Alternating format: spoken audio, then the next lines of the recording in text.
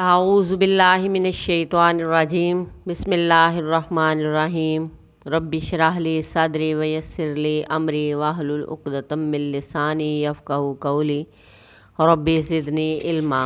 سورہ بقرہ کی آیت نمبر 140۔ ام کیا تقولون تم کہتے ہو، ام تقولون کیا تم کہتے ہو، انا بے شک ابراہیم علیہ السلام و اسماعیل اور اسماعیل علیہ السلام و اسحاق اور اسحاق علیہ السلام و یعقوب اور یعقوب علیہ السلام والاسباط اور اولاد اس کی، کانو تھے ہودن یہودی او نصارا یا عیسائی۔ کل کہہ دے اے پیغمبر، انتم کیا تم عالم جانتے ہو، ام اللہ یا اللہ، کیا تم جانتے ہو یا اللہ، ومن اور کون ازلم بہت بڑا ظالم ہے، ممن اس شخص سے کاتما جو چھپاتا ہے، شہادتہ گواہی، عندہ اپنے پاس، جو اس کے پاس ہے، من اللہ اللہ کی طرف سے، وما اللہ اور نہیں اللہ تعالیٰ بغافل بے خبر، اما اس چیز سے تعملون جو تم کرتے ہو۔ یا تم کہتے ہو کہ بے شک ابراہیم علیہ السلام، اسماعیل علیہ السلام اور اسحاق علیہ السلام اور یعقوب علیہ السلام اور اولاد یعقوب یعنی بنی اسرائیل کے قبائل، ان کی طرف جو انبیاء بھیجے گئے تھے وہ یہودی یا عیسائی تھے۔ یہودی یہ دعویٰ کرتے تھے کہ یہ سب یہودی تھے، اور عیسائیوں کا کہنا تھا کہ یہ سب عیسائی تھے۔ موسیٰ علیہ السلام ابراہیم علیہ السلام کے بعد آئے، عیسیٰ علیہ السلام بھی ابراہیم علیہ السلام کے بعد آئے، تو تم تو ابراہیم کے بعد آنے والے ہو، تم ابراہیم کو اور ان سب پیغمبروں کو کیسے یہودی عیسائی کہہ سکتے ہو؟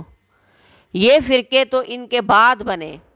ابراہیم تو حنیفاً تھے، صرف رب والے، بس اسی کے تابع فرمان، وہ نہ یہودی تھے اور نہ ہی عیسائی۔ اس آیت میں ان سے کہا جا رہا ہے کہ کیا تم جانتے ہو یا اللہ زیادہ جانتا ہے؟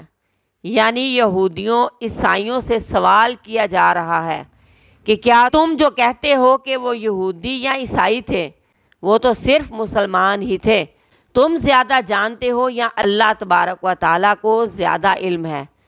اس میں کوئی شک نہیں کہ اللہ تبارک و تعالیٰ ہی کو زیادہ علم ہے۔ پھر فرمایا کہ اس شخص سے بڑا ظالم کون ہوگا جو اللہ کے پاس سے آئی ہوئی گواہی جو اس کے پاس ہے اسے چھپا جائے۔ یہ کون سی گواہی ہے؟ کس گواہی کی طرف اشارہ کیا جا رہا ہے؟ نمبر 1، اہل کتاب کے پاس جو کتابیں تھیں، تورات اور انجیل، اس میں آپ صلی اللہ علیہ وآلہ وسلم کی آمد کے بارے میں لکھا ہوا تھا کہ آپ صلی اللہ علیہ وآلہ وسلم آخری رسول ہیں، اور جو نشانیاں ان کتابوں میں تھیں وہ سب آپ صلی اللہ علیہ وآلہ وسلم میں موجود تھی، لیکن یہود و نصارہ اس گواہی کو چھپائے ہوئے تھے۔ دوسرا یہ کہ اللہ تبارک و تعالیٰ کے ایک ہونے کی گواہی، یہ خود کو اللہ والے کہتے ہیں، تو پھر اللہ کے وحدہ لا شریک ہونے کی گواہی کیوں نہیں دیتے ہیں، اس کے ساتھ شرک کیوں کرتے ہیں؟ یہودی حضرت عزیر علیہ السلام کو اللہ کا بیٹا کہتے اور عیسائی حضرت عیسیٰ علیہ السلام کو اللہ کا بیٹا کہتے۔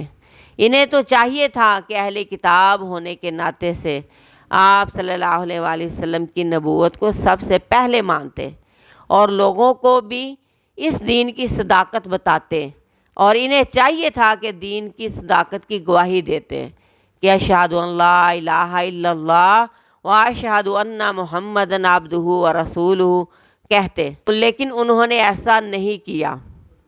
اور اسی طرح اسلام چھپانے کی چیز نہیں، کلمہ پڑھا تو چھپانا نہیں چاہیے، بلکہ اعلانیہ اقرار کرنا چاہیے، تاکہ پھر ایسے شخص کے ساتھ مسلمانوں جیسے برتاؤ کیے جائیں۔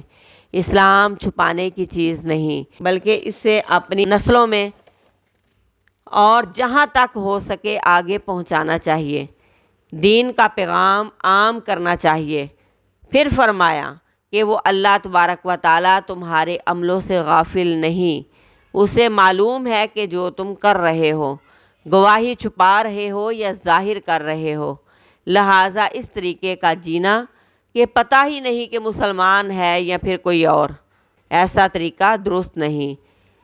ایک مسلمان میں صبغت اللہ بھی ظاہر ہونا چاہیے، شہادت بھی دینی چاہیے، جو زبان سے بھی ہو اور عمل سے بھی ہو۔ دین عمل کرنے کی اور آگے پہنچانے کی چیز ہے، نہ کہ چھپانے کی۔